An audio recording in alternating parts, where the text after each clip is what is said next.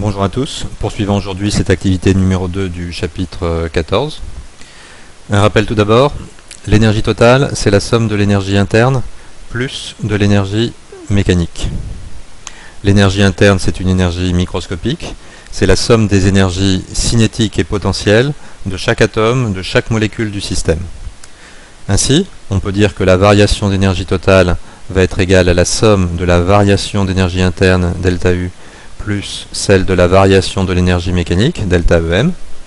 On peut dire aussi, c'est là l'objet du premier principe de la thermodynamique, que si l'énergie totale varie, c'est dû à des transferts d'énergie, soit par travail, W, et ou par transfert thermique, que l'on va représenter par la lettre Q. Alors la méthode à suivre pour faire un bilan d'énergie est la suivante. Il faudra commencer par définir le système, puis après relever la nature des transferts énergétiques, est-ce que ce sont des transferts par travail ou par transfert thermique, et puis de repérer le sens de ces transferts en leur attribuant un signe, positif si le système reçoit de l'énergie, ou négatif s'il en perd. C'est ce qu'on appelle d'ailleurs les conventions du banquier, comme sur un compte en banque, l'argent qui est crédité sur le compte, on lui affecte un signe plus, et l'argent qui sort du compte pour faire des achats, on lui met un signe moins. Un exercice d'application. Une bouilloire électrique a une puissance de 2,2 kW. On la remplit de 0,5 litres d'eau, initialement à 18 degrés Celsius. Le système étudié est ici l'eau de la bouilloire. On va commencer par déterminer l'énergie fournie par le réseau électrique pendant une durée de fonctionnement de 1 minute et 40 secondes. Cette énergie, on l'appelle WE, c'est le travail électrique. La formule c'est P fois delta T comme on l'a vu. On va regarder les unités utilisées dans cette relation. Travail électrique en joules, la puissance en watts, la durée en secondes. On convertit la puissance en watts, 2,2 fois 10 puissance 3. On multiplie par la durée de fonctionnement, 1 minute et 40 secondes, donc 60 plus 40 ça fait 100. 2,2 que multiplie 10 puissance 5 joules.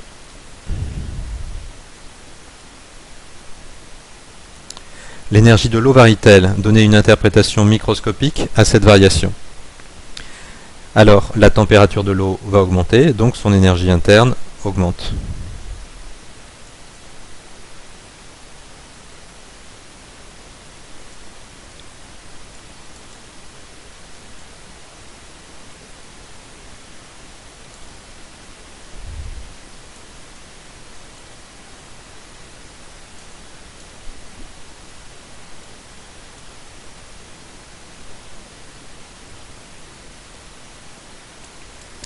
Les molécules d'eau se déplacent à plus grande vitesse, ce qui augmente la composante de l'énergie cinétique microscopique de l'eau de la bouilloire. La température de l'eau atteint 85 degrés à la fin du chauffage. Déterminer la variation d'énergie interne de l'eau. Cette variation d'énergie interne, on l'appelle delta UO. On utilise la formule classique M fois C fois delta T. On va préciser les unités dans cette relation. Variation d'énergie interne en joules, la capacité thermique massique en joules par kilogramme par Kelvin. On en déduit que la masse devrait être exprimée en kilogrammes pour avoir un système d'unités cohérent, et la variation de température, delta T, en degrés Celsius moins 1 ou en Kelvin moins 1. On remplace par les valeurs. 0,5 litres d'eau, la masse associée est de 0,5 kg. On remplace par la capacité thermique massique de l'eau que l'on avait vu lors de la première activité, 4,18 fois 10 puissance 3. Et on multiplie donc par la variation de température. L'eau a été chauffée d'une température de 18 degrés à une température de 85 degrés, ce qui fait une variation, température finale moins température initiale, de 85 moins 18. Le résultat, 1,4 fois 10 puissance 5 joules.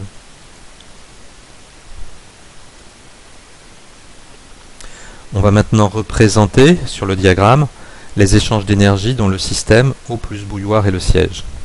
Donc le système ici c'est l'eau et la bouilloire. Ce système reçoit de l'énergie sous forme d'un travail électrique. C'est l'énergie qui provient du réseau. c'est de l'énergie qui est reçue, donc signe positif par rapport au système. Par contre, le système va perdre de l'énergie, il va y avoir des pertes thermiques dues à des transferts énergétiques par convection. Le corps de la bouilloire va s'échauffer et va chauffer l'air, et donc il va y avoir des mouvements de convection de l'air. Par conduction, le socle de la bouilloire va s'échauffer et il va y avoir un transfert thermique par conduction à la table sur laquelle est posée cette bouilloire, et puis par rayonnement.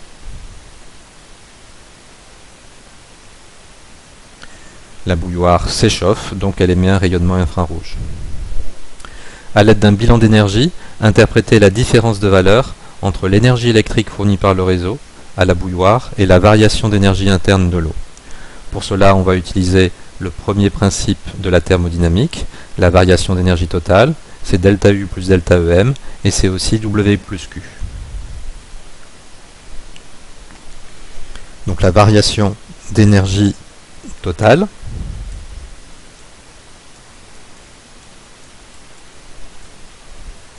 elle est égale ici à la variation d'énergie interne plus la variation d'énergie mécanique.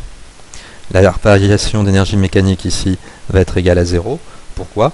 Parce que la bouilloire est immobile sur la table, donc son énergie mécanique ne varie pas. Et donc on va pouvoir écrire que c'est W plus Q, travail électrique, plus les transferts thermiques. Alors on avait vu que ces transferts thermiques étaient négatifs, car ils correspondaient à des pertes, comme l'indique le schéma ci-dessus. Donc qu'est-ce que l'on peut écrire? Que la variation d'énergie interne de l'eau plus de la bouilloire va être plus petit que le transfert énergétique par travail électrique. Pourquoi? Parce que le terme Q est ici négatif. Comment interpréter ce résultat?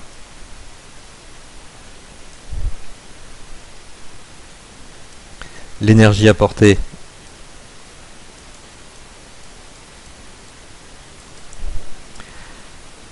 par le réseau électrique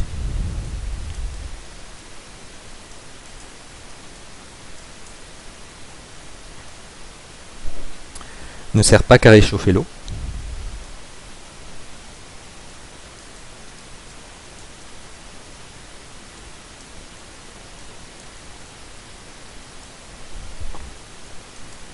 Il réchauffe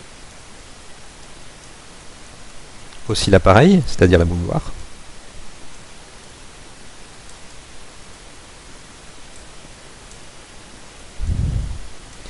De plus, il existe des pertes thermiques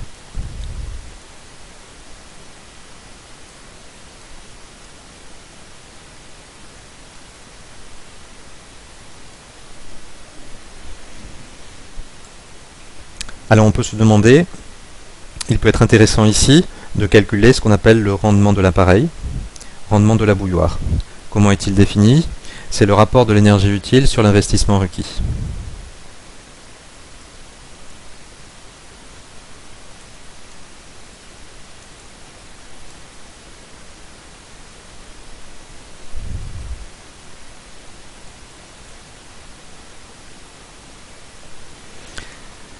L'énergie utile, il faut considérer la finalité de l'appareil. L'énergie utile, ici, ça va correspondre à la variation d'énergie interne de l'eau.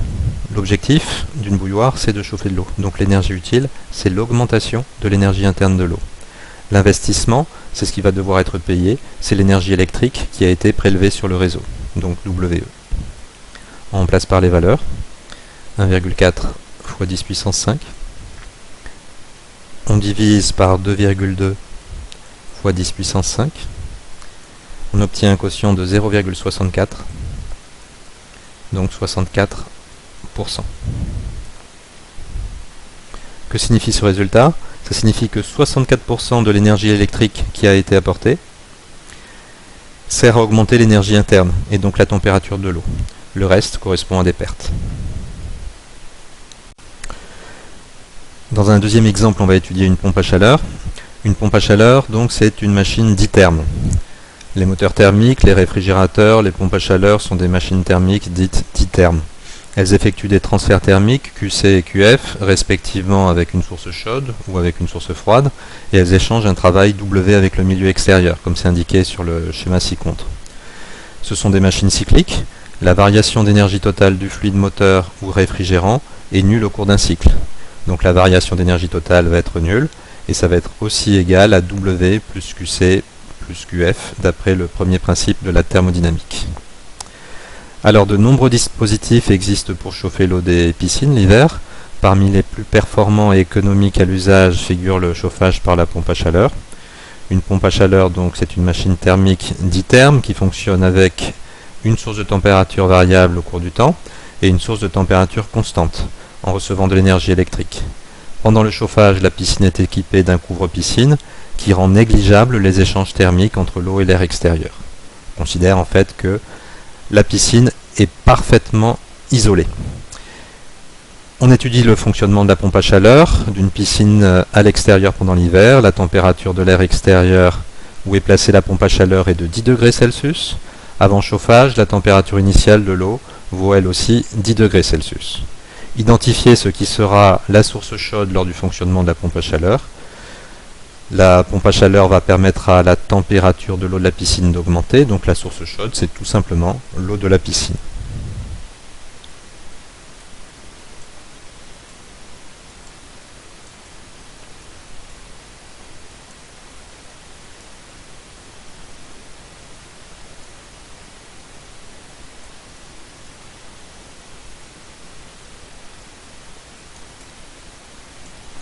La source froide, c'est l'air extérieur, dont on suppose la température constante à 10 degrés Celsius. On va représenter sur le diagramme énergétique ci-contre le système pompe à chaleur et les transferts énergétiques QF et QC dont ce système est le siège. Donc l'air, c'est la source froide.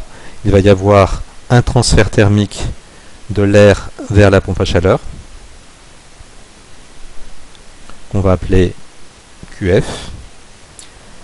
Il va y avoir donc de l'énergie thermique qui va être prélevée à l'air et qui va être transférée à la pompe à chaleur. Comme la pompe à chaleur est le système, QF va être positif. De la même façon, il va y avoir un transfert thermique de la pompe à chaleur vers l'eau de la piscine qui va permettre de réchauffer l'eau. L'eau de la piscine, c'est la source chaude. On appelle QC ce transfert thermique. C'est de l'énergie qui quitte la pompe à chaleur, donc ce transfert thermique, QC, va être décompté négativement.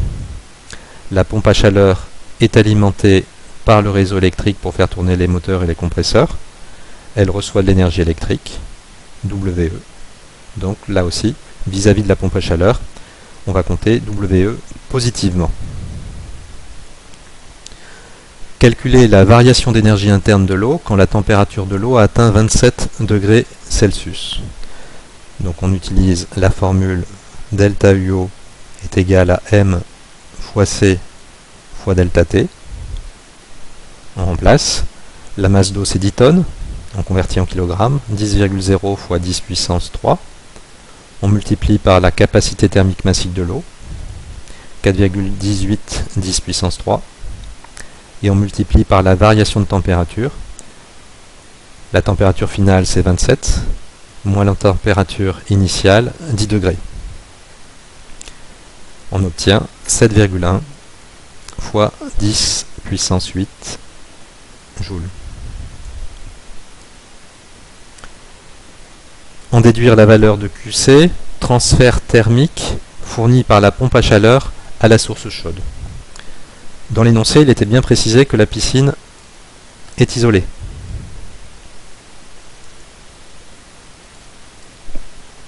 Donc toute l'énergie qui lui est apportée par la pompe à chaleur permet d'augmenter son énergie interne. En prenant en compte les signes de ces grandeurs, QC va être égal à l'opposé de la variation de l'énergie interne de l'eau. Donc à moins 7,1 fois 10 puissance 8 joules. Rappelez-vous, QC est négatif. Pourquoi? Parce que le système est la pompe à chaleur. Donc c'est de l'énergie qui quitte la pompe à chaleur, donc elle est décomptée négativement pour la pompe à chaleur. Bilan énergétique de la pompe à chaleur. La pompe à chaleur fonctionne comme une machine cyclique. On va établir le bilan énergétique donc, de ce système. Pour cela, on va appliquer le premier principe de la thermodynamique. La variation d'énergie totale est égale à 0, comme pour toutes les machines thermiques. Et ça va être aussi égal à WE plus QC plus QF.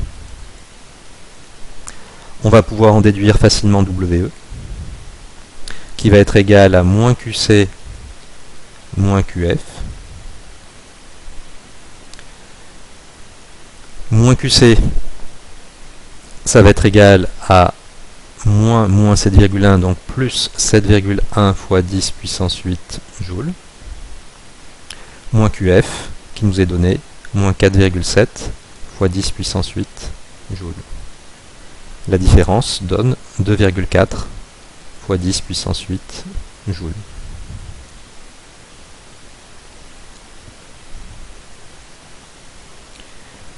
L'efficacité epsilon de la pompe à chaleur est définie par la valeur absolue du rapport de l'énergie utile fournie sur l'investissement requis.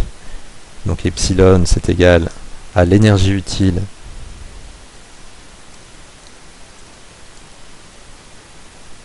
divisé par l'investissement énergétique.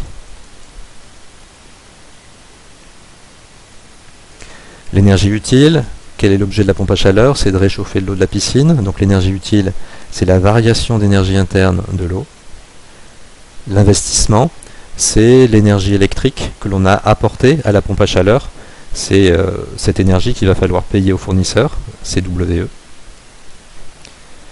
On fait le quotient, 7,1 fois 10 puissance 8, divisé par 2,4 fois 10 puissance 8. On obtient donc un quotient de 3,0. Quel est le sens donc de cette efficacité? Si on avait voulu chauffer la piscine par des moyens classiques, un petit peu comme l'eau de la bouilloire précédente avec des résistances électriques, il aurait fallu apporter 7,1 fois 10 puissance 8 joules, c'est-à-dire l'augmentation de l'énergie interne de l'eau. Des résistances chauffantes,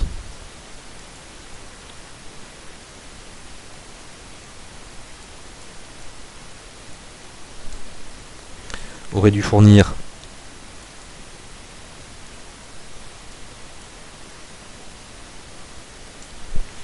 7,1 fois 10 puissance 8 joules pour le même résultat.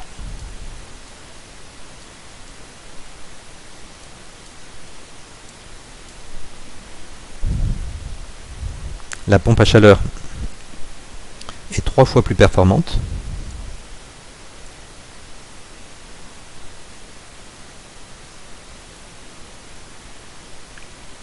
Par rapport à des résistances chauffantes.